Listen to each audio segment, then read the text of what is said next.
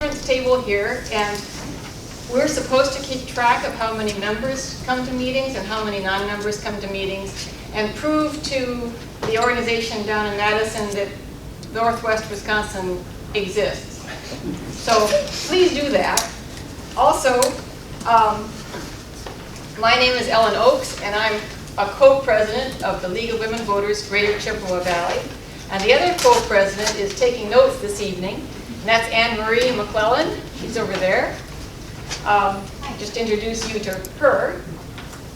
There are several opportunities tonight. One is, and if you really wanted to and you aren't registered to vote yet, I think we can fix it, can't we, Brenda? Jane? Yep, we can fix it right over there. If you want to buy a vote sign, because you haven't done that yet, we have them, a couple of them. Is it 2 that are left? No, there's 50. Oh, there's a whole bunch coming. No, there's stuff. Okay. And you can buy a calendar for 2020 that has 11 women from Wisconsin who were very instrumental in getting the women's right to vote back in the beginning of the 1900s. Interesting stories on each page about each one of them. Quotations, pictures. It's really a cool document in and of itself, and it's also a calendar. I know we don't use paper calendars so much, but this one makes a terrific gift, and there will be no more because we are not going to. We did our second order, and this is it. They're collector's items. Don't forget to get one for somebody you know. Okay. If anybody would like a button too, we have a suffragist button here, and they're free. Those are free. These are. Wisconsin was the first state to ratify the women's right to vote, and that was in 1919. In 1920 is when the suffrage movement got that right to vote passed. Okay, there is also, for members, and we should all be members, please join, there is going to be a holiday gathering, and that is posted on the whiteboard over there, and you could pay in advance today. That would be easier than mailing the check, but you need to be a member, right? Members and friends? Yeah, members and friends. Members and friends, okay. And it's December 12th, and it's $15, and the deadline is December 5th. All right. Because we have to have registration. So Marilyn is the person you want to see for that. So we're going to begin tonight with a very brief business meeting. Has everybody got a copy of the agenda?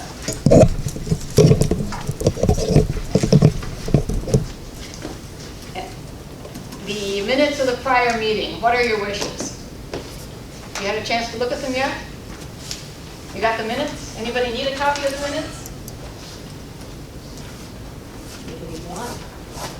Anybody? I move we pass on them as passed out. So everybody needs to read them themselves. Okay. Minutes approved, right? Yes, I move we approve the minutes as distributed. Do I have a second?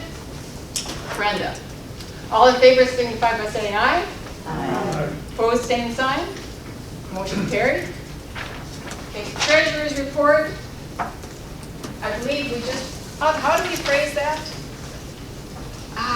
Anne-Marie, do you remember? We just approved the treasurer's report, right? Right, you just put that on file. Put that, approve and put it on file. So all in favor signify by saying aye. Aye. Thank you. I told our speakers that we would not spend much time on the business meeting. As you see on the agenda, there is the holiday social coming up as the next event, and we are looking forward to what might complicate 2020. That's just kind of an FYI. And I'm going to skip over our program for a moment and point out to you that the next general meeting is at the end of January, on January 30th. This same place, 6:30. That's a Thursday. And I bring that up now so that when the speakers are done, we can ask questions and talk to them, and that will be the end of the meeting. So now, I'd like to introduce, I hope I have my form for that. Here we go. Introduction for the speakers. Chris Ferguson is an associate professor of economics in the social science department at UW Stout, where he has taught for the last 10 years. His PhD is from Indiana University, where his research involved the economics of education, human capital, and intergenerational transfers, such as Medicare, Social Security, and public education. I think that's the first time I've seen those described as intergenerational transfers. Your words? Not exactly, but that's Okay. going to be a big theme tonight. So. Okay. More recently, his focus has also included environmental questions around the economic impacts of water quality in the Red Cedar watershed, and he currently directs the Lakes REU program, as well as the Honors College at UW Stout. I don't have as much about that. I was very brief. I was like, no, Who is the director of applied social science and a professor of anthropology at UW Stout. And your PhD is from? my PhD is from the City University of New York. Of So New I York. moved here from Brooklyn. Oh. So you came to a more sane part of the world. Is there anything else that I should mention? I've been doing research recently. I'm involved with the Lakes REU, so I've worked on water quality and public policy around water quality, and have also been working on Engineers Without Borders and humanitarian engineering, and how does that impact students' sense of themselves as engineering professors, professionals, and how does that shape their sense of ethics in their profession. Okay. If you didn't hear that, I hope she'll repeat it later. I can repeat it. Because we do have a microphone.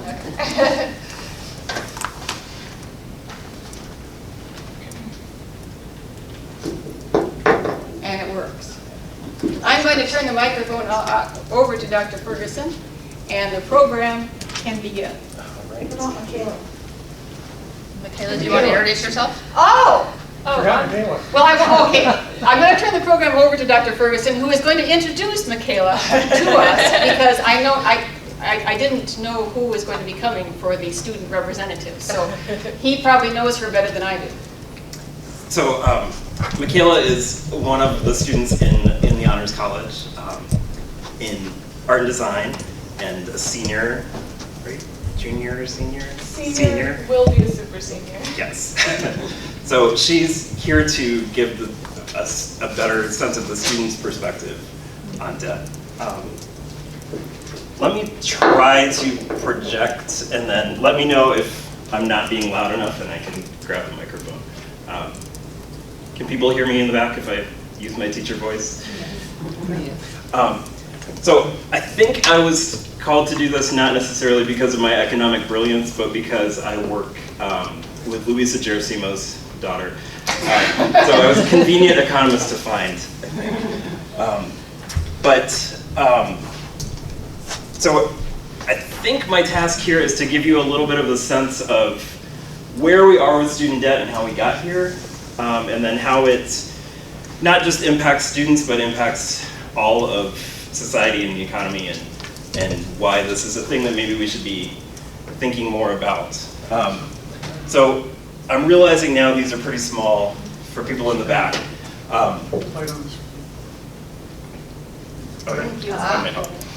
So just some quick numbers to sort of motivate. I don't know where to stand to that. That's So- a good place, I think. So the latest number on US student debt is that we are at over $1.6 trillion of student debt currently. And for people that don't deal in $1 trillion numbers all the time, just for a frame of reference, all of the US GDP is about 20 trillion, and the entire US national debt is also about 20 trillion. So it's a pretty sizable chunk of debt. In the most recent year, the average student debt per graduate is just under $30,000. 37 million Americans have some form of debt, and more than a quarter of them are behind on their payments. And this doesn't feel like, it feels like a problem for young people, but there are more than 3 million senior citizens who are currently paying student debt also. So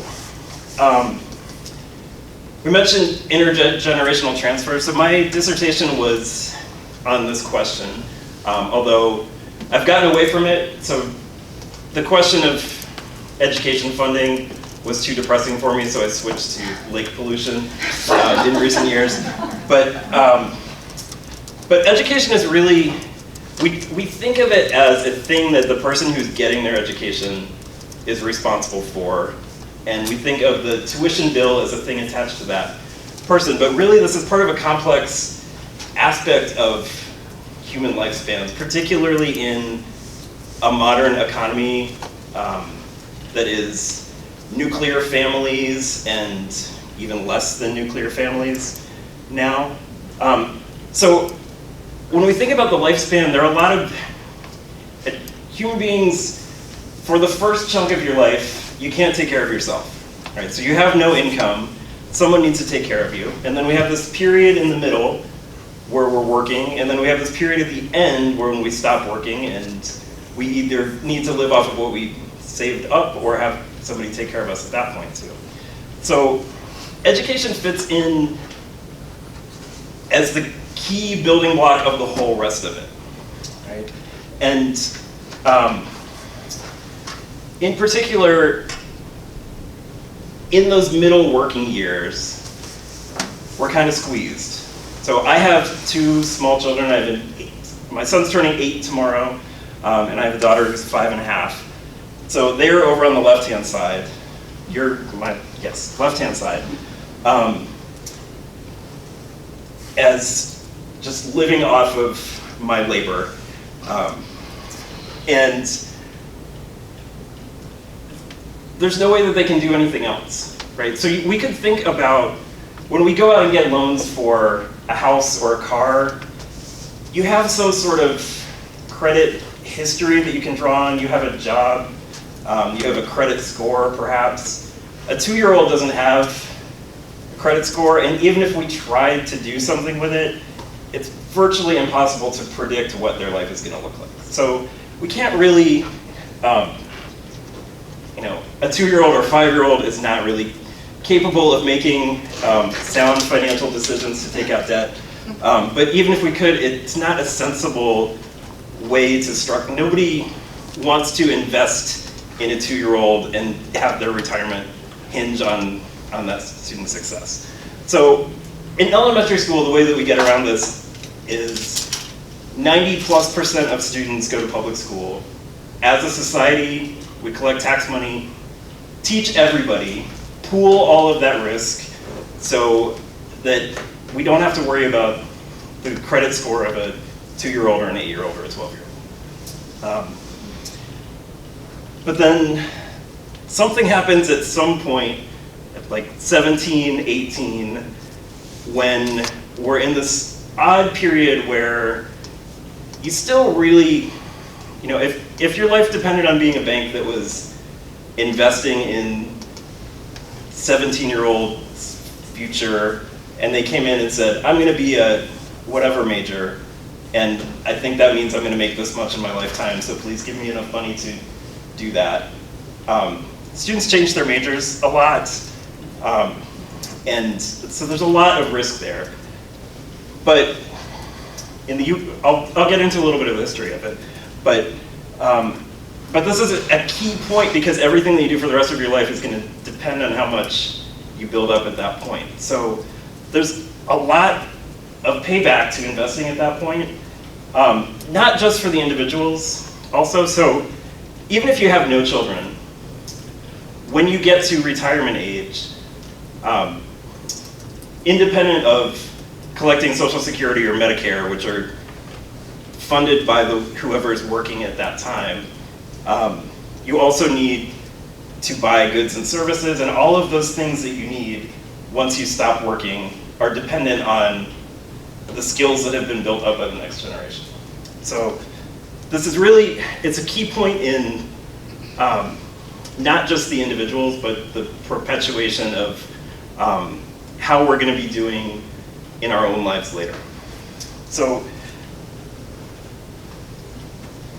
there's a lot of moving pieces here. I won't get into this, but my dissertation was looking at what happens if we mess around with when we transfer money in one direction or the other. And I found things like if we invest more in healthcare, in the end that frees up more money earlier to invest in education, which then makes healthcare cheaper because there's more educated people, and there's all these virtuous cycles of pooling things in both directions. But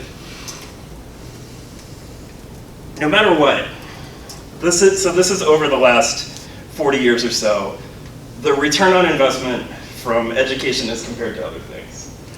So a bachelor's degree and an associate's degree are in the 15 to 20% return on range. Stocks are about 7, bonds are about 3, gold is like 2, housing is like 0.5. Everybody feels like investing in houses is real estate is the way to go. The way to go both for individuals and for us as a society is those 20% return investments. But as I said, that's an investment that we're asking of people to make at a point where they really aren't, they don't have the means to necessarily make that investment without some help. So the history of how we got to this point, we'll hop in the Wayback Machine for a second, and think about how borrowing became this dominant. How did we get to $1.6 trillion of student debt? So if we go all the way back to the beginning of US education, we have the founding of Harvard and some of those early universities. So 1636 is the first thing that you would call higher education in the US. And at that point, primarily this was something for the wealthy, but also there were a lot of, following the European tradition, there were a number of just straight grants, or what we would think of as sort of like a full ride scholarship for students at that point. And in the beginning of the founding of the country in the 1700, early 1800 time, this really appealed to people, the egalitarianness of providing funding for education for anyone who was worthy of getting it. And that lasted for a little bit. And then one thing that you might point to as a place where this began to change, in the early 1800s, there was a charity called the American Education Society, which was founded basically to help ministers go to a small handful of Northeastern colleges like Amherst and Yale and Middlebury. And these were all grants initially also. And then relatively shortly after that founding, the board decided giving students money is going to make them lazy. So like many redistribution narratives, the helping someone will harm them by making them lazy and indolent quickly became the story, and this charity transitioned to loans. Okay, so no more grants. This is kind of the first example of student loans. And this continued, but there was a stigma attached to taking out loans for education. And so still the narrative of not giving away things for free held, and other places like Harvard picked up, so they started going from grants to loans. They capped them at a quarter of the total bill because they didn't want people to get in over their head. So they didn't want to let people take out too much debt.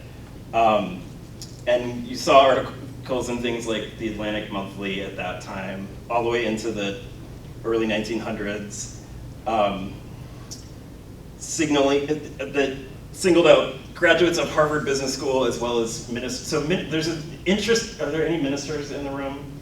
Ministers are an interesting thread throughout the history of this. So the idea that ministers were this class of people that took debt lightly and didn't care about it. It continued. I have a thing all the way into the 60s about that. But so this was a period where loans we were transitioning out of grants into loans, but people were still a little bit skeptical of it. And then World War II hits. And in 1944, we passed the GI Bill.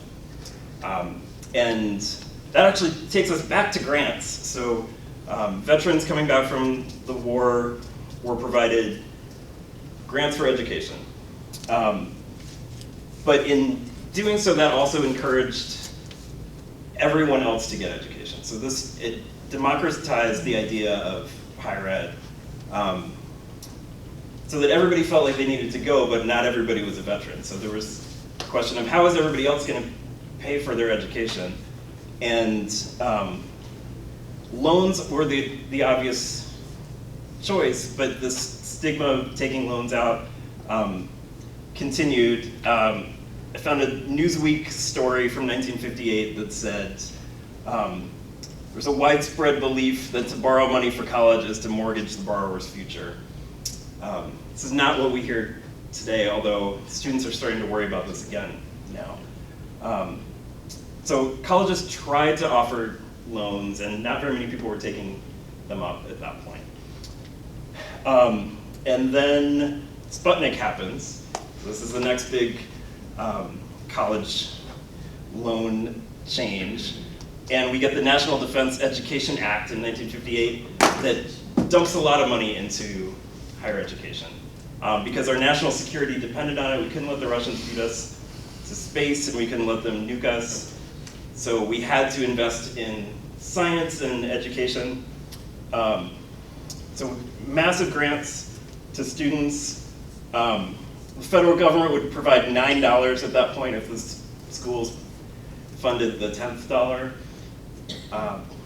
And that was quickly expanded outside of things that you would think of as kind of space race majors into a much broader set of things. So this is continuing the demand for education and nibbling around the edges of how we're going to fund it.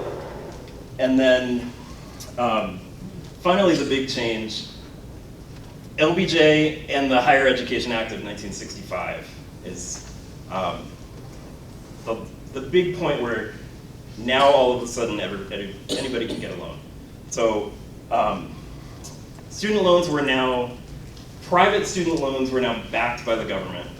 And that risk that I talked about of being leery of investing in a 17-year-old as a credit risk was no longer something that you had to worry about because the government was guaranteeing to pay it back if the students defaulted. So Sallie Mae was created right after that, which is the other. So Fannie Mae is housing and Sallie Mae is student loans. And so now student loans became this investment vehicle where you could package a bunch of things and banks and investors could have a way to invest in students. And with essentially no risk because the government was the bailout to it. So this is the point where the barn doors are open to availability of credit for students going to college. So where are we today? For the most part, that story continued until the last decade or so. So this graph, I know it's way too small to see from the back, but over on the left-hand side, it starts in 2000 and goes up to about 2016 there, I think. So in 2000, there was about $100 billion of student debt, and by, so that's 2015, I think, we were up to almost $1 trillion, and now by today, we're approaching $2 trillion. So this massive spike, the inflection point there is the housing crisis and the Great Recession in 2007. For the most part, the answer to this is the point that states fairly universally across the US started massive cuts to their higher education funding. So Wisconsin is no different. As everybody probably knows, the last decade or so has seen some pretty heavy cuts to the UW system. And by the way, roughly 3/4 of students attend public higher education. So we often hear the tuition numbers from private schools, and I'll show those in a little bit, but the story for the vast majority of students going to college is the public story. So average student loan debt per college graduate, the dark areas are higher, and you see Minnesota and Wisconsin are among the darkest up there. So these are a little bit old. The numbers are slightly higher now, but those are all over $20,000 of debt per graduate. And this is a story across the Rust Belt, particularly in the upper Midwest, but really in broad strokes across the country. And this is also way too small to see from the back. But the top is the average tuition for 2-year public institutions. And the US average, you can see there is about $3,700 last year, or this year, I guess. And the bottom is the inflation rate of tuition. One thing to notice, because in this room we're interested in Wisconsin, and probably to a lesser degree, Minnesota.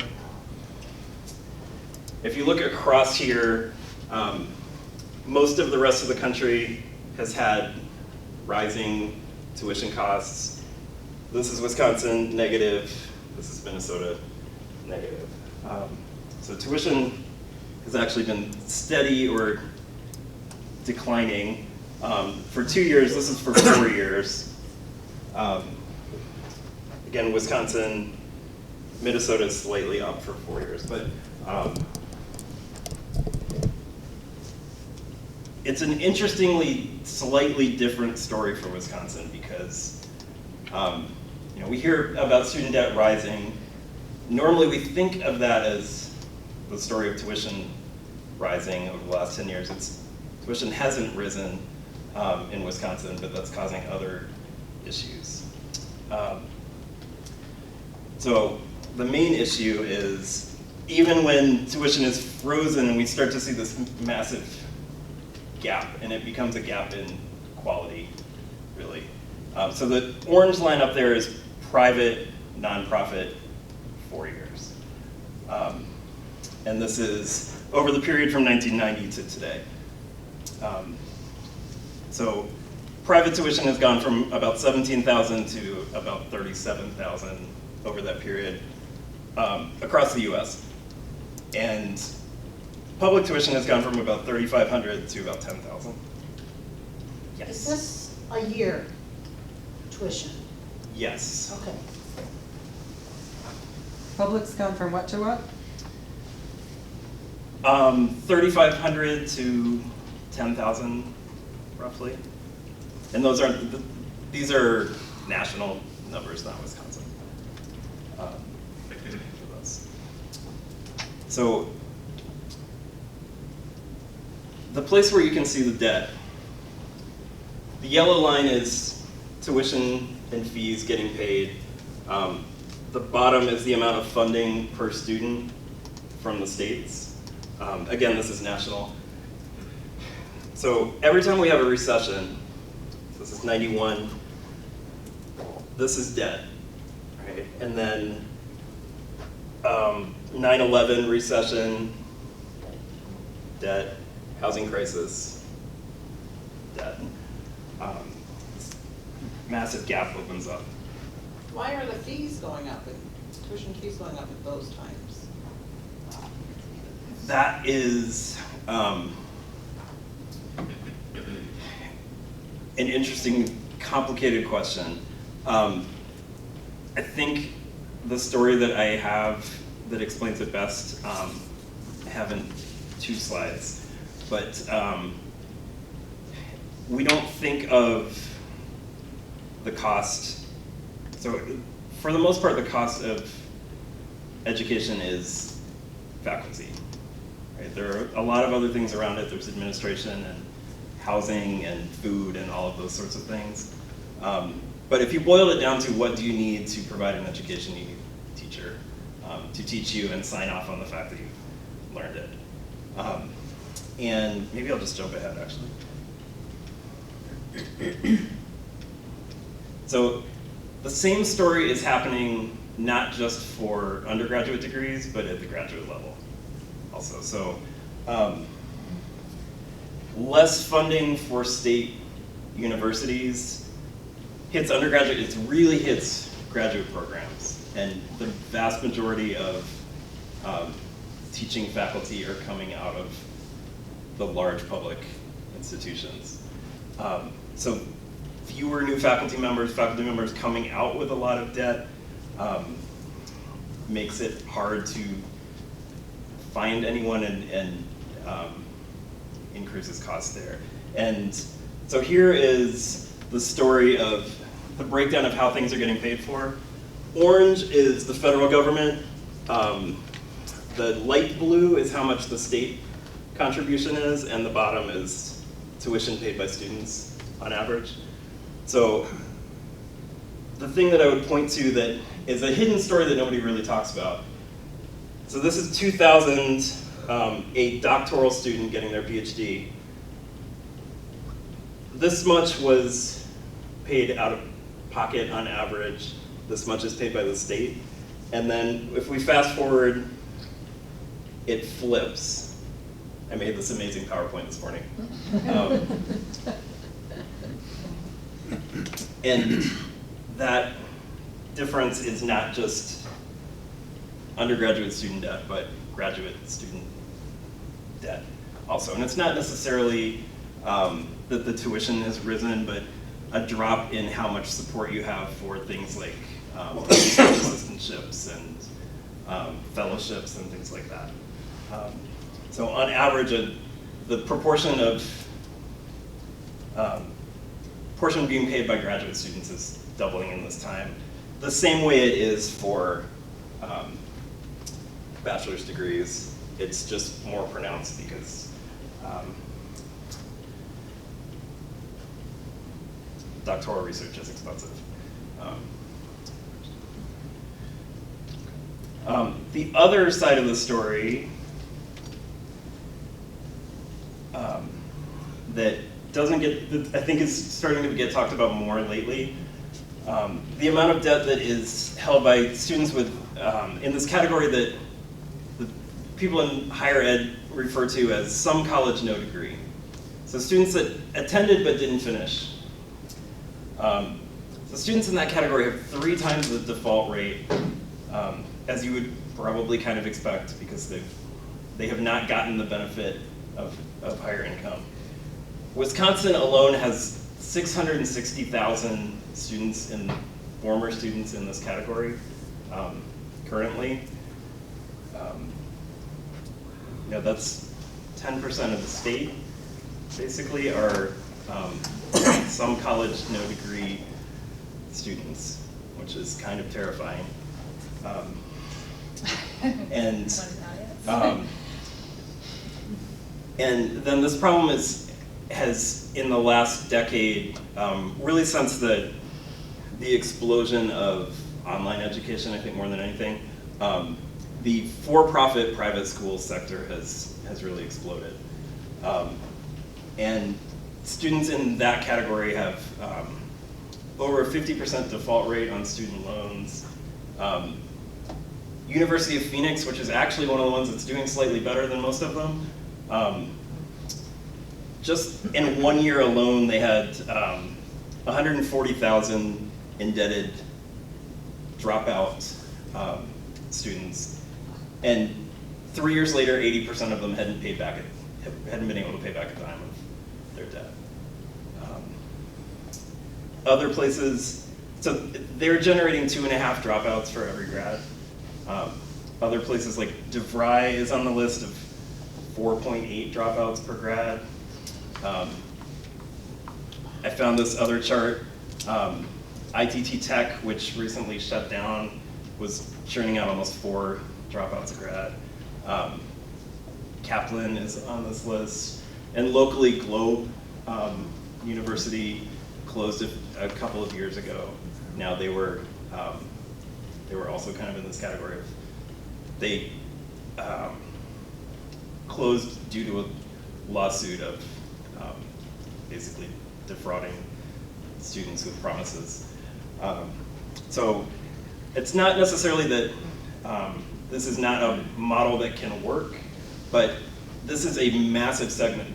So schools like University of Phoenix are a gigantic number of students per year. So when there are issues here, it's a big piece of the pie to consider also. And they're often attracting a lot of students from low-income backgrounds who might not be able to get into other places, and you had a ton of people in New York City that had been in and out of all of these institutions because they just were not products of bad public schools, and being preyed on by these things promising that you could get these degrees that weren't going to be very useless, and then ending up with tons of debt. So it's a huge problem in that way too. Got my arrows again. And then, so we might think of this as a narrow sort of problem that is, students go to school, they either may or may not graduate, and they'll leave with some debt. But increasing debt at that point in your life cascades into a lot of other things. It delays or eliminates housing purchases. So coming out of a housing crisis, going into a crisis of a giant portion of the population who's already struggling with debt is part of the reason why that return on investment to housing was this big. But all of the saving toward retirement that we need to do gets delayed. Any contributions you were going to make to your children's college become more difficult and just perpetuates the problem for another generation. Establishing other credit becomes more difficult. And delaying or reducing the number of children you're going to have yourself because you don't feel financially secure is becoming an increasing issue as well. So I think having kind of set the doom stage, maybe I'll turn it over to Tina. So I do not have fancy slides. Can people hear me in the back if I use my teacher voice? Can you use the microphone? I think your voice might not carry as well. So I just wanted to spend a couple of minutes talking about what I as an educator see my students going through, and hopefully our student can tell us more from a personal experiencing and living it. What does that mean for them? But the story I usually tell my students in a lot of my classes, even if we're not even talking about student debt, is the choices that I was able to make as a first-generation college student. So as a first-generation college student, neither of my parents had degrees. Neither of them had experience of what degrees would look like and what jobs you would get and all of that sort of stuff. They were unable to save pretty much any money. I think I had around maybe $1,000 or something like that they were able to save up for me as I went off to college. I was not someone who got full ride scholarships. I got some small scholarships. I was going to be an anthropology major, something that my father and mother didn't even understand what that was, much less, but were able to be supportive of that, and didn't quite understand what it was going to mean for me or how it was going to impact my life, but didn't try to talk me out of it.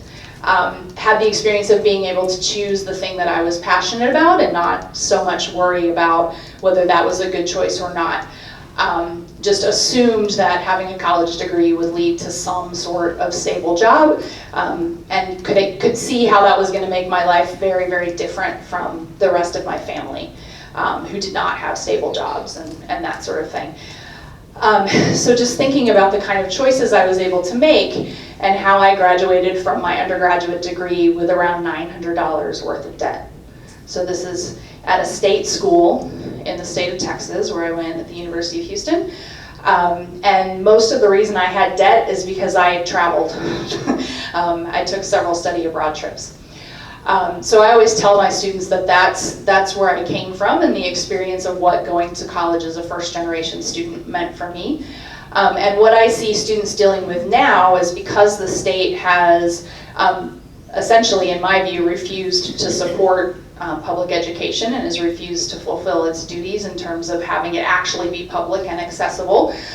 Students are coming out with $20,000 of debt on average, and noticing how much that causes them to pause and think so much more about exactly what their job will be, what their starting salaries will be.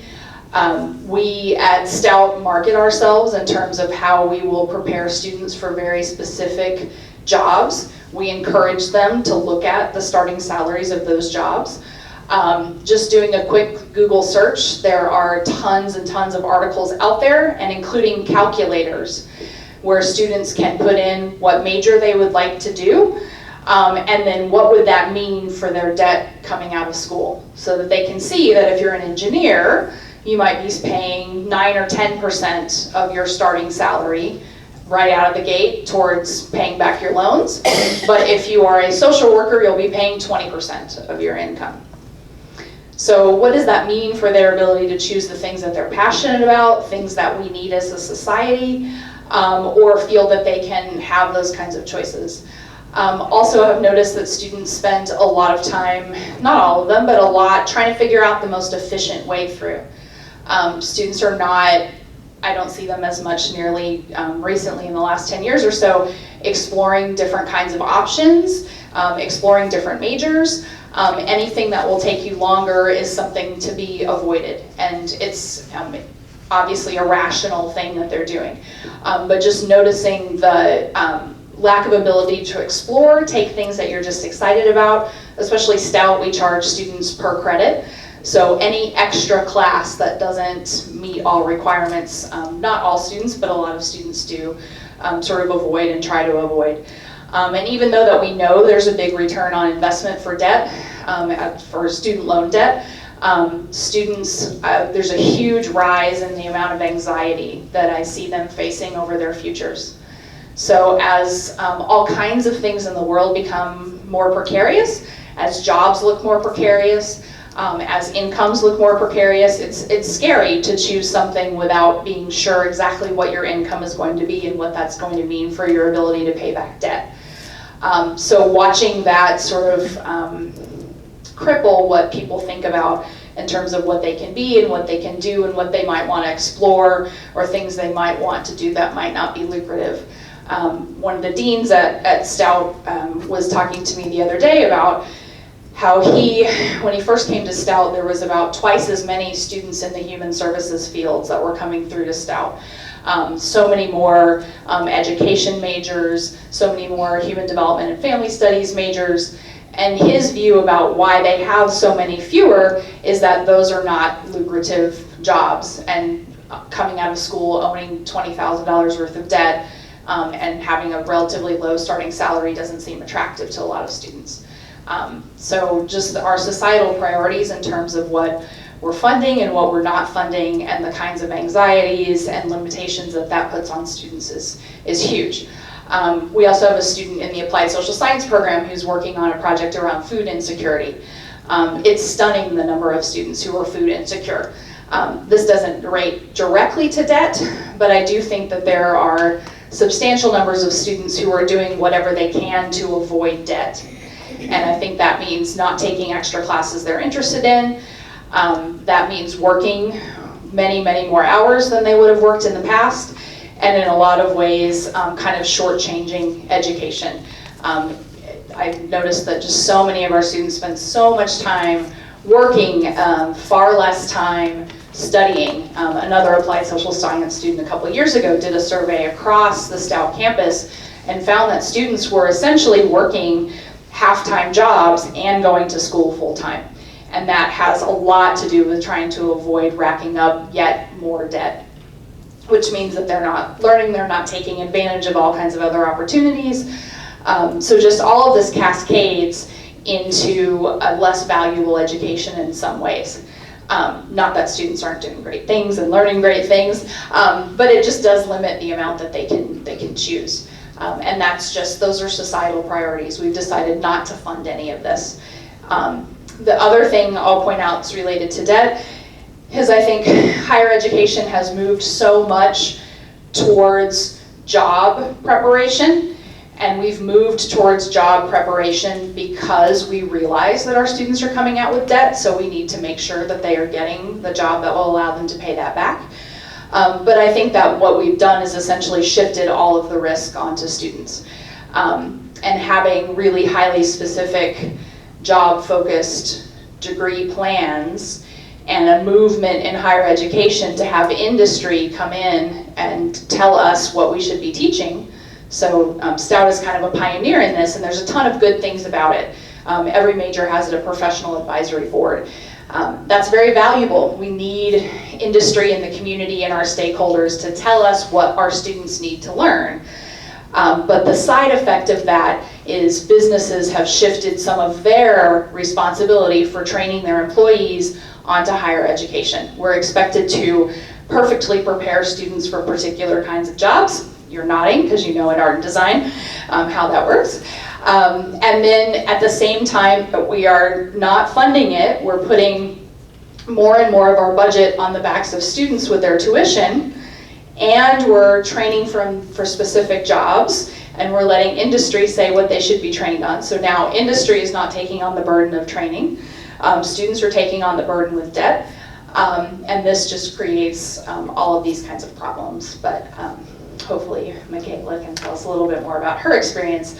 But I think this is such, it's not even just that this limits the kinds of things Chris was talking about how we save, how we prepare for our children, how we buy houses, all of that, but I think it actually diminishes the quality of the education that students are able to take advantage of because of how much of the burden of paying that back falls on them, and how much they're encouraged to pick what they're going to do based on income and what percentage of their future income they'll be putting back in debt. So I'll leave it at that and maybe let Michaela say that. And then hopefully you have time for questions. Okay. So hi, I'm Michaela. I am currently senior at UW Stout. I'm in the graphic design major, and I am working on a Spanish minor as well. So I came in here in some ways extremely fortunate, in some ways right along with in the mix with everybody else. Both of my parents are some college, no degree, which means like Dr. Lee, I had very, very little help when it comes to trying to pay for my education. Basically, I came in, and because I had gone to a small public school and done fairly well, my parents, I was really lucky. They impressed the value of my education on me, and so I was able to come in with scholarships and get through the first about a year and a half between scholarships and grants, because effectively I'm a first generation college student because neither of my parents graduated. But debt comes in really, really quickly, right? It adds up really quickly. I will easily hit, even with those kind of just very luck factors, that privilege factor, I will easily hit the median in terms of debt, and the effects that have are just really widespread. Like was said, it definitely affects the education that I'm getting. I started out the semester working easily 20 hours a week between 3 different jobs. One of those is BioLife, which is selling your plasma. So that's another kind of interesting thought that we are encouraging students, and a lot of the Eau Claire Center, a lot of their client base is students, because we are literally selling our bodies to pay for our education, which is crazy. The only reason I'm not still working 20 hours a week is because I left a toxic workplace, which then has further effects on my general feeling of well-being as being able to pay for my education. I still, as of yet, have not registered for classes because I have an outstanding balance, which is another kind of detrimental factor that they put on us. A lot of times, especially as you get to the higher levels, particularly in the School of Art and Design, I know from experience and from having a lot of friends in this school, if you don't get into the right classes at the exact right time, you will not graduate on time. That adds more debt to the overall calculator. But the problem is, if you don't have the money to register on time, which a lot of times pushes students into taking out loans, it dramatically reduces your ability to get into those classes. A lot of times you get one section of a class per semester, if that, for the advanced studios. And in terms of working like between 10 and 20 hours a week on your education, design is one of the more intensive majors on campus, because a lot of times professors, they expect all of your free time. You're not supposed to work out, so you're not supposed to care for your physical health. You're not supposed to work, so you're not supposed to care for your financial health. And as far as your mental health, well, that just is supposed to go out the window because you're not supposed to sleep either. So if you're working, if you're trying to take care of your financial health, everything else suffers, and so does your work for your classes. Because again, design is kind of like basketball. It's one of those skills that you only get better at by practicing and by spending physical time doing the work again and again and again. And so the less time you have to do that, the more it affects your skills, your overall level, and your ability to get a job coming out of college. And so I know a lot of students in my place, we don't expect to retire. A lot of us either have parents or have ourselves or know people who are working paycheck to paycheck. So that really doesn't allow for much saving. If you get to save a little bit, eventually that gets taken out by chance, because life is a lot of chance. It gets taken out by medical or by needing to buy a new car, or all of those little costs that come out along the way. So we don't expect to retire. I don't ever expect to have children. Part of that is because of the political and ethical state of the world as it is. Part of it is climate change, but a big, big, big part of that is finances, because I don't want my kids to have to live with the kind of financial instability that I've seen my entire life. And I had a thought and my brain is losing it. But the other thing that I guess I was going to touch on is mental health. I deal with mental health issues myself. A lot of it's genetics. It goes up and down both sides of my family. But having student debt is a massive stressor on mental health. Not just on anxiety, on things like depression. The more debt you have, the less you feel like you have options. The less you feel like you have an ability to explore your passion, explore things that'll even make you better in your specific career field, in your major. I made the conscious decision to take a semester abroad. I kept the tuition close to what Stout charges, but a little bit more, about I think $1,500 more for that semester. But going there and the experience that I had there allowed me to reconnect myself with myself in a way that really shifted my priorities. But coming back, because I already had student loans, already had student debt, pursuing those passions and pursuing those priorities wasn't an option. It still isn't an option, really. I will have to graduate because at this point that makes the most sense, to have a degree so that at least I can earn that rate of salary to start paying my loans back. And then hopefully once my loans are paid off, if they're paid off, I can start pursuing my passion. But that, again, becomes a big if. So I realize I might be rambling a little bit, but with student loans, there's coming out a lot more information. It's becoming public that the companies that offer student loans, although they are government sponsored, there are very, very few checks and balances. They're effectively predatory lending. There have been recorded instances where, now, none of us likes dealing with customer service, right?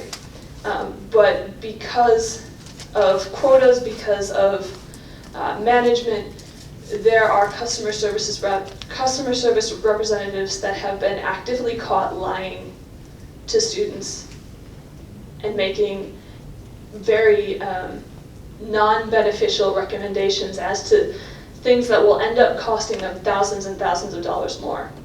And that's just me.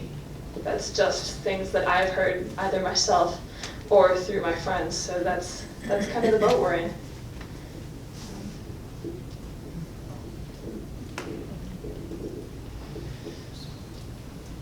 So, I don't know if anyone has questions that we can field. I just wanted to add to the conversation. I belong to the American Association of University Women, which is a national organization. 2/3, this disproportionately affects women more than men. 2/3 of the student debt as of last year, $929 billion is held by females. And then that gets kind of compounded by the fact that there's still a gender gap, a pay gap. So this, I don't mean to be, to depress you even more, but women typically get paid about 18% less.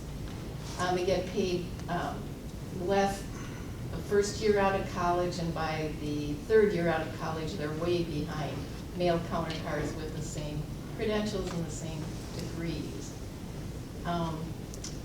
I was at a workforce summit last week where employers were lamenting the workforce shortage, worker shortage, and they implied that women should have more babies so we can repopulate the state.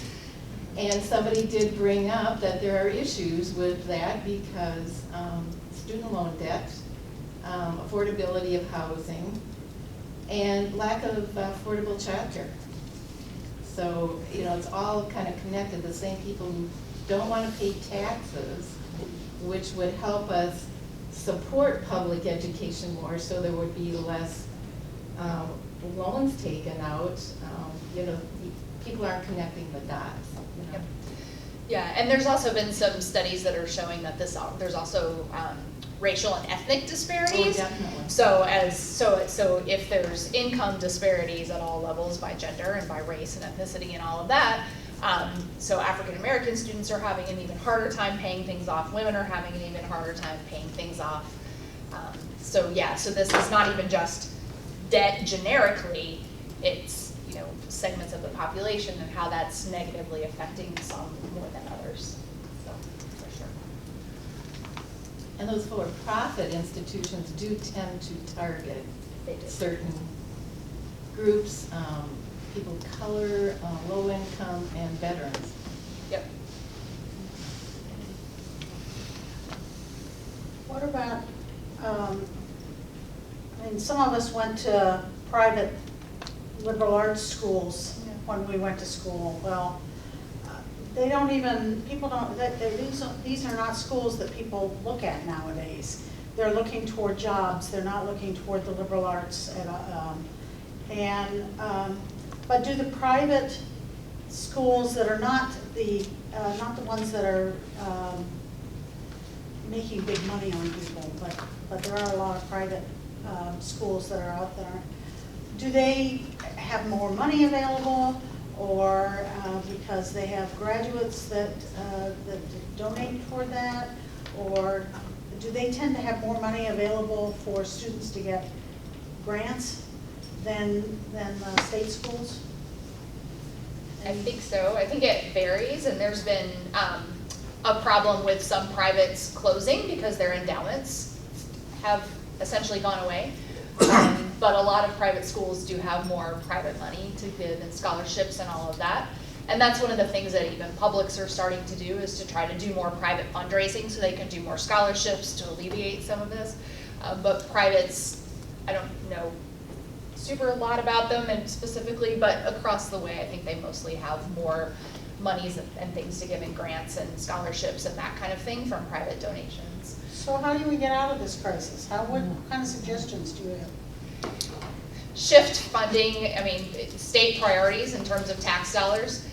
So Wisconsin is one of the states that is pretty high in terms of how much we spend to incarcerate people and re-incarcerate people. So we have some of the highest rates of re-incarcerating people who have not committed crimes for parole violations and things like that. It's enormously expensive.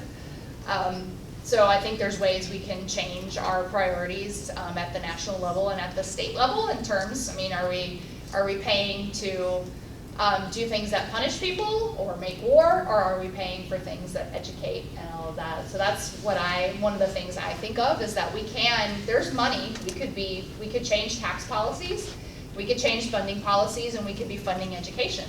But that's not a thing that all states are doing. Some states are doing a better job than others. And so when you fund it, then budgets, I mean, Stout is at what, 15 or 16% of our overall budget comes from the state? So as we're putting all of it onto students and tuition, then then not all students can pay that, most cannot. So it would be a matter of, in my view, changing how we're spending our tax dollars and how we're taxing people and that kind of stuff. Because that same 15 to 20% rate of return works for money out of Michaela's pocket, but it also works for tax dollars. So $1 of state support becomes $20 of state tax money later. And the thing that really complicates this, which I should have given a better answer to, let me go back to my why is, so why does tuition spike during recessions? Because the state revenue plummets during recessions. And one of the complications for most state budgets is states typically can't run deficits the way the federal government can. So when the money coming in drops, things have to get cut. One solution to that would be eliminate state balanced budget requirements. I don't necessarily know that that's a great idea, but there's some broader flexibility in these cases, or a commitment to investing in the good, like building up the reserves in good times. I don't know how much people followed what has happened with the UW system reserve debate, but the UW system had done a pretty good job building up not an amazingly big rainy day fund, like a year's worth of rainy day fund, and the fact that that was sitting there when budgets got tight told people that all of that should just get spent, and all of the wiggle room to ride out a few years of down revenue in state taxes evaporated from that. So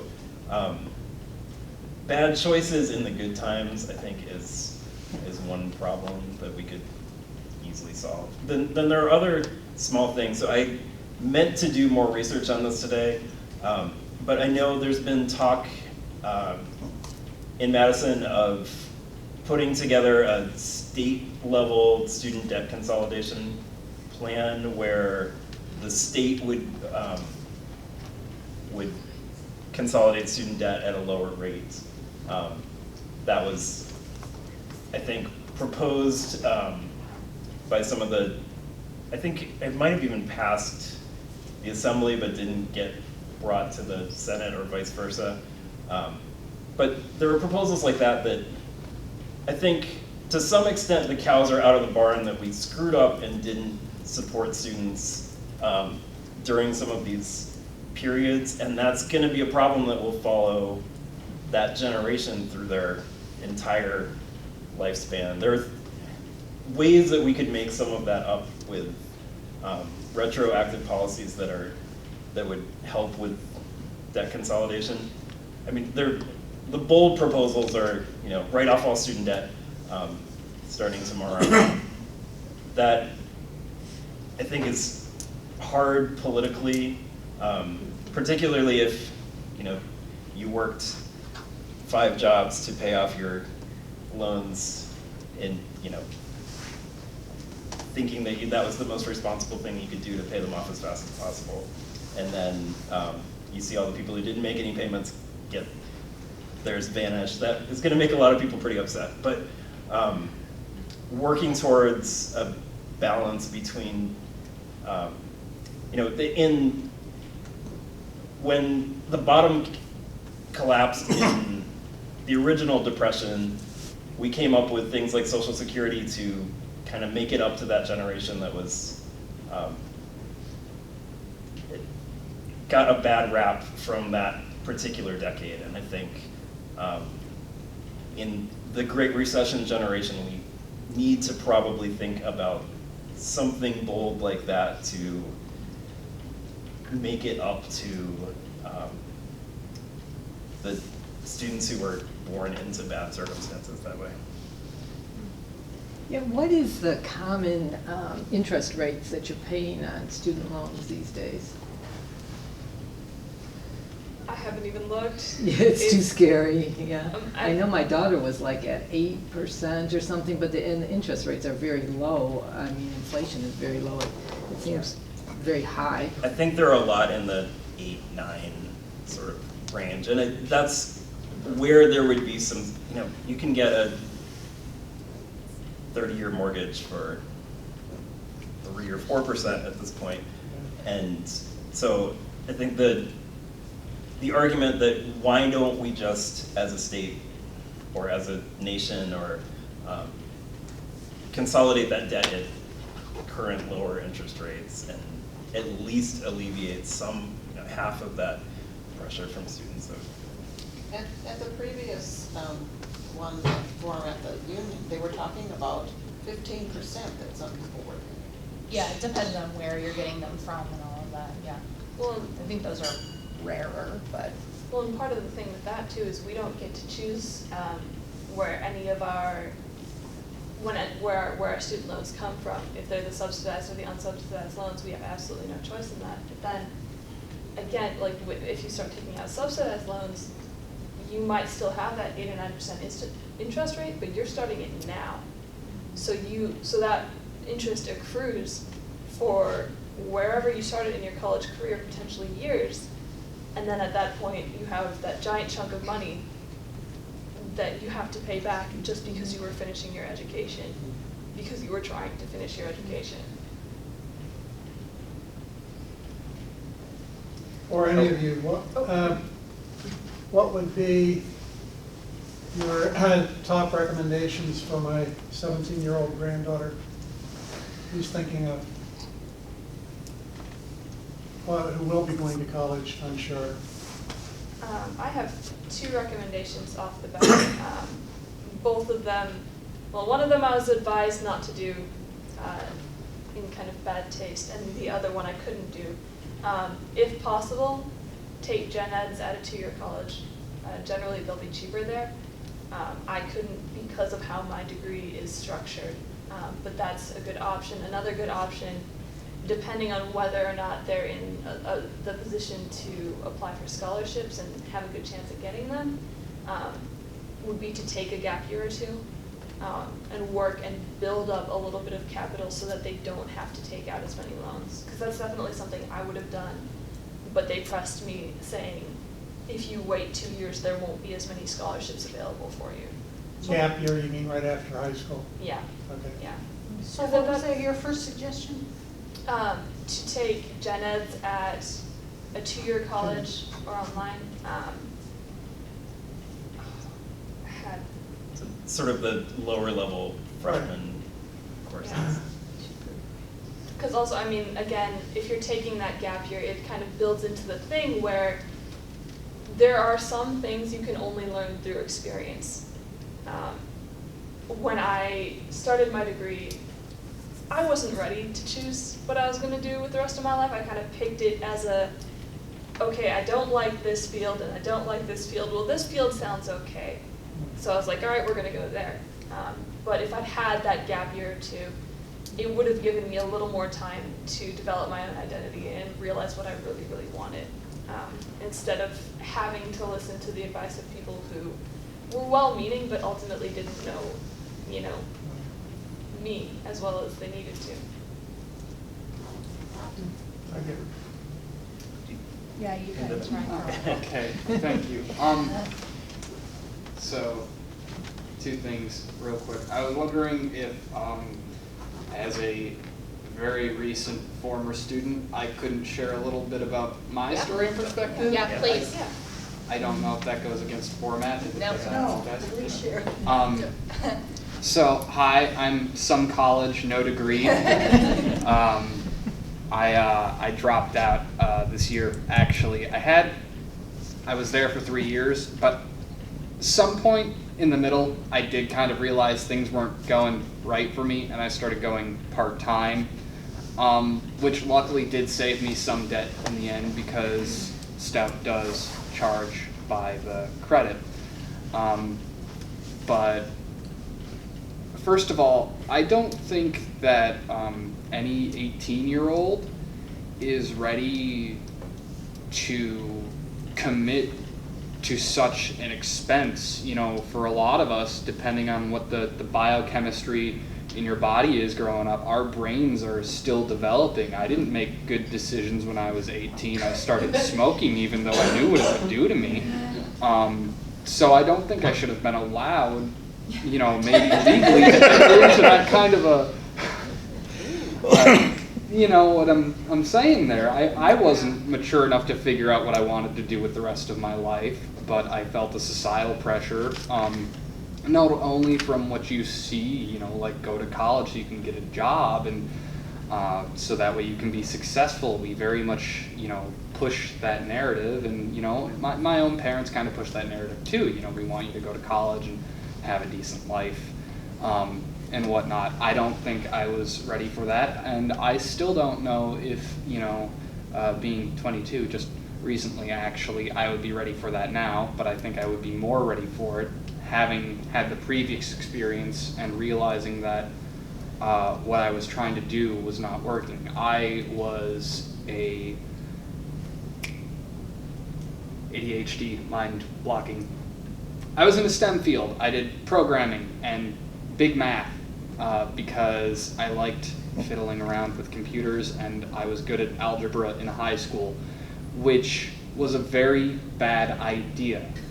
I went into something thinking I would be okay at it and knowing that I at least liked a part of it, and I quickly realized I did not have a passion for the math. I say quickly realized, I realized after partway into my second year. But at that point, I was like, well, I already have a year and a half of credits in this degree. A little less, I had to drop a few classes. And that is related to another thing I'm going to get to that was my original point of this. But I think that if we look at especially what you hear people talking about, and even what is promoted in grants by the government, or if you look at like military recruiters, are very much pushing STEM fields, because people will say these are the fields that will get you money, these are the ones that you can be successful in, but they're very difficult fields to get not into. If you have the degree, the jobs are out there, but they're very hard degrees to get, and they're pushing these to basically anyone who might have a penchant for them. And I feel like that causes a lot of issues because, first of all, you're pushing a lot of young folks into doing something they might not feel passionate about, which you don't want somebody doing something they can maybe tolerate for the rest of their life. And you're also potentially getting somebody into a lot of debt if they try to go into it and realize they're not cut out for it.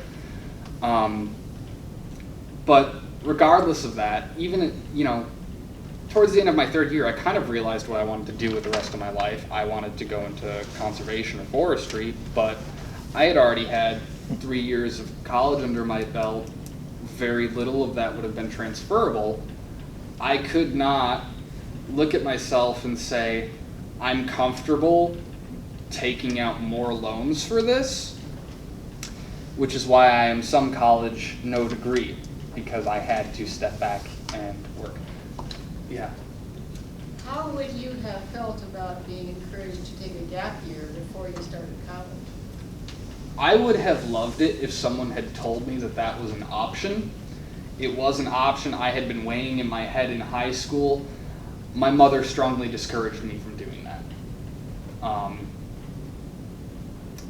But regardless, I think more people probably should take a gap year, or even gap years, give themselves some time to figure out what they want to do with the rest of their life, give their brains a little more time to mature before they enter into that 4-year time commitment, many year financial commitment. I have one more question for you. Yeah. Have you talked to anyone knowledgeable about what it would take to get from where you are into the field you find to be interesting? No, right now I'm just trying to work so I can pay my rent and make my loan payments on time. I work at Dairy Queen, by the way. Come visit me. It's not real food. Real money. You know what? I'm not even going to disagree with you there, but don't tell my boss. But I forget where I was going, so I want to get on to my main point. As I mentioned earlier, I have ADHD. I also have depression, and I think I might have anxiety, but that's not officially diagnosed, so we can ignore that one for now. But if you look at the statistics, I don't remember them off of the top of my head, but very few ADHD, like Americans and youths with ADHD, get into college in the first place compared, like if you look at the percentages compared to the rest of their peers, very few get into the college in the first place, and a majority of them end up dropping out. And you might say, well, there are medications for ADHD, but the thing is they don't all work for everybody. And second of all, I tried ADHD medications in high school. I did not like the person that I was on them because I pride myself on one thing. I think I'm a kind human being, and I wasn't. They made me angry all the time. So I have sort of a mental aversion to going back on them. But I think that whether intentionally or not, whether maliciously or not, the loan system that we have tends to prey on mental illness. I have had a lot of friends with ADHD, depression, anxiety, what have you. Some of them had a whole cocktail going on up there, to put it comically a little bit.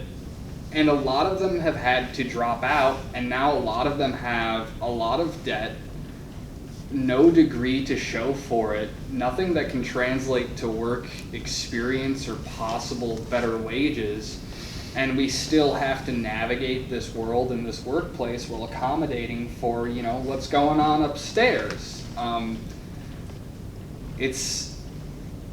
It's hard to say what the solution is to that, because mental illness is a very hard thing, and even though here in America we're a lot better about it in other parts of the world, we're still also very, very much push the pick yourself up by your bootstraps kind of thing, and some of us just can't do that. I couldn't do that. My brain didn't let me. You looked like you had something to say, and I kept going. Yeah, well, I was going to change the subject. I was going to get us back to the kind of the topic of the. I mean, I appreciate what you're telling us, because I think this is an example of what some of the challenges are for young people today. Right. But Well, I could give an example for older person too. Just I too went to school for 3.5 years when I was young. I didn't finish my degree, but I went back later, about 20 years later. And as soon as I finished my bachelor's degree, I got a job working in natural resources because they required a bachelor's degree. And so that was great. And I went ahead while I was there and got my master's in evenings and weekends, and have never been paid for that at this point, and I have the student loans for that. And so I have been enrolled in the Public Service Loan Forgiveness Program. And my understanding of that program is that it was designed maybe specifically for, or in one example, for legal students coming out of college with higher amounts of debt, and instead of going into the private sector where they could make a lot of money, their loans were helped or to go into the public sector. And then that, of course, has also applied to people in the public sector, like I have been. So I'm enrolled in that program. I'm some years into the program, but what I've been hearing lately is that something in the 90 percentile range, I don't know if it's 90, 93, 99, something up in there, of the people who have completed their 120 payments and 10 years of payments are not being forgiven the rest of their loans. And I know from just my own experiences that I have been in my job searching, which I've been doing pretty much since I finished my master's, but more recently now I don't have my job anymore, so I've accelerated in my job searching, but I'm restricting my job searching to the public sector, and that's leaving a huge number of opportunities out. But I do look in the private sector, but could I make enough? I'd have to really, make a higher amount to be able to imagine paying off my loans. So I was wondering if you all are aware of that, or if you could talk about that at all. Yeah, I've heard a lot of stories about how much harder it is to get enrolled and how many people are denied that, and I'm not sure what the explanation is for that, because it should theoretically apply to, higher people who work in public higher ed. But I'm in a group of academic women who have children around the country, and we've had numerous threads about how everybody has applied and no one's gotten in, and no one really is sure why, and one person out of the several thousand in our group who's tried has gotten it. So the thing is that we're all in the program, and you apply and you keep working, and then right. The idea is that when you reach your 120 payments, and it doesn't have to be in 10 years, you can have defer months and that kind of thing, but 10 years or 120 payments, and then you go to ask for, say I completed this, and now I'm asking for the forgiveness of the rest of my loans, and that's when. Right, people are being denied. They're saying, well, this payment didn't count in that, and no, it's not clear why. Some crazy amount. You know more about it. Yeah. I just wondered if anybody had any more insight about I it. don't understand how it works, except for it doesn't seem to work. It's been the most hopeful thing for me. I wouldn't Really have gone. shameful that Yep. it seems shameful to me that how that seems to be rolled out at the moment. I have my own feelings about how the Department of Education secretary currently is dealing with all of these issues, but Well, hopefully the pendulum will swing, and that it won't be the same in a few years. So. I think that the challenge is we have middle-aged people, and I look at our almost 50-year-old son, and he has children that has student debts, still have student debts, and they have children coming up that they're needing to help save money and help pay for the next generation. And it's a real challenge.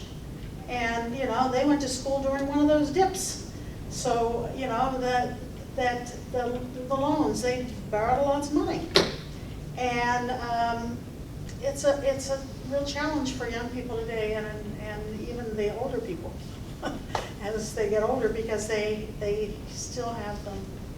And anyway, I don't know what the solution is in our country, but it's a challenge.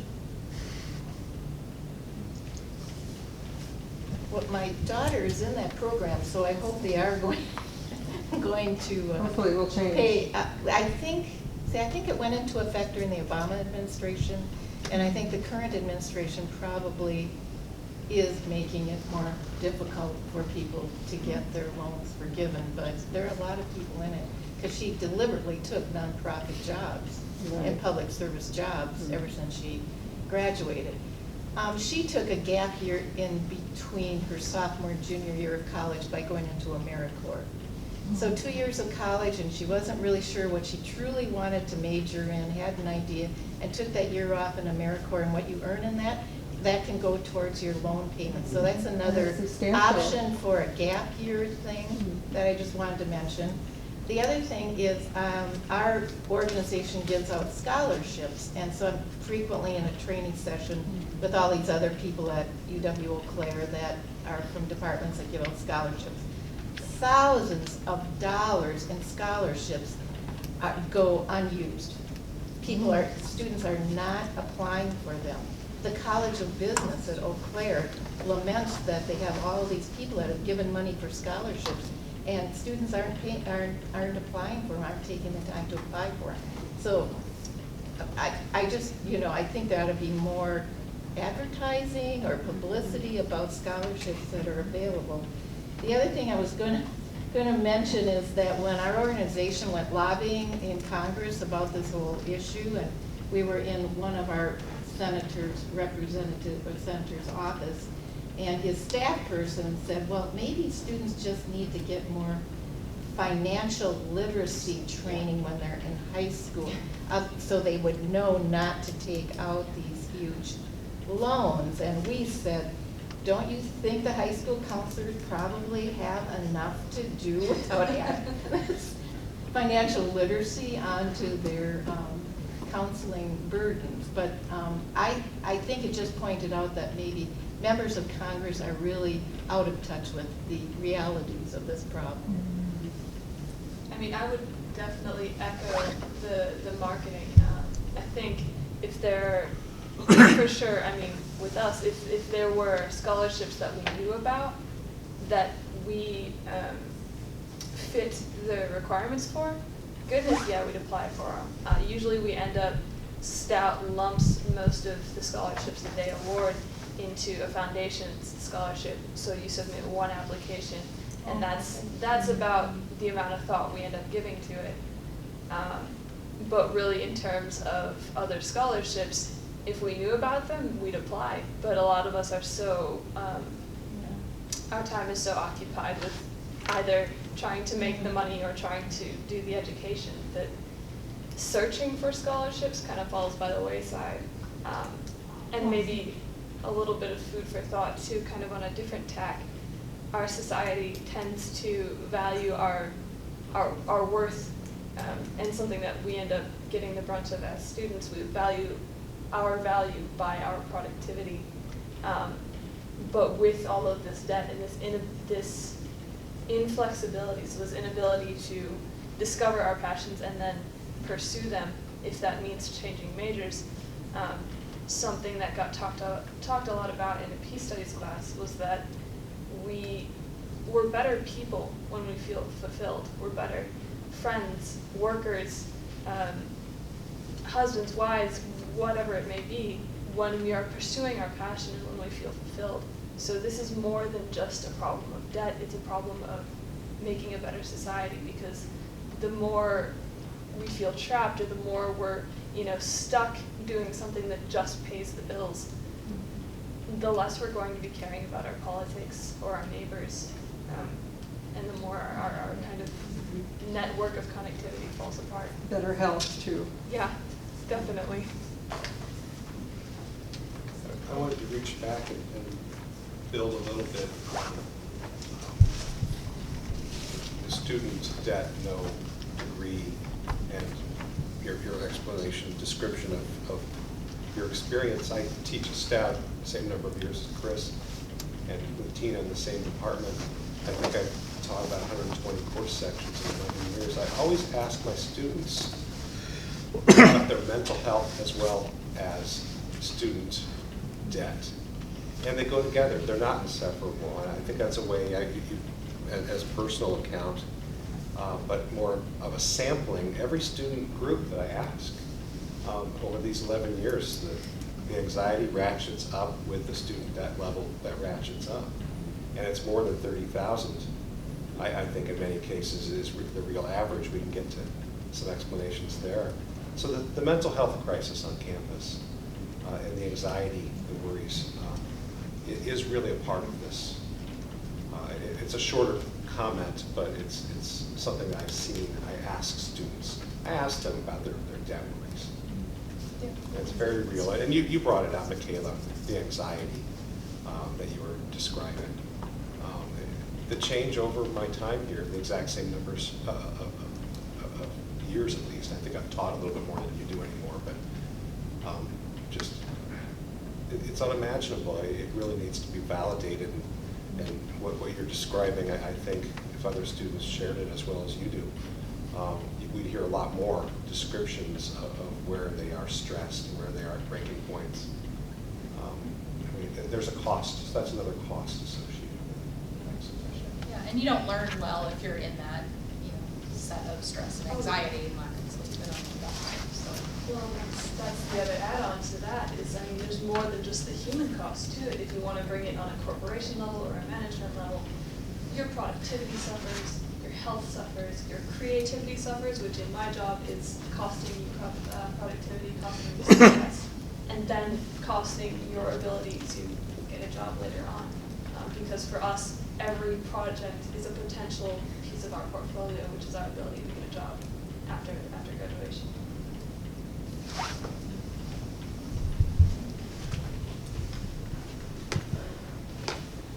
I have to mention that we can't stay here forever. If you have any further questions of Chris or Tina or Michaela, there's certainly some flex in vacating the room, but I think we should bring the meeting to a close and look forward to seeing you all again, or some of you again, at least, at the next League of Women Voters meeting on January 30th. And look forward to seeing us sponsoring some political forums next year. You can ask about student debt. Yeah, you have lots more questions to ask now. Good idea. And don't forget to look at those calendars to see if you know somebody who would like one for a Christmas present. Thank you all for coming.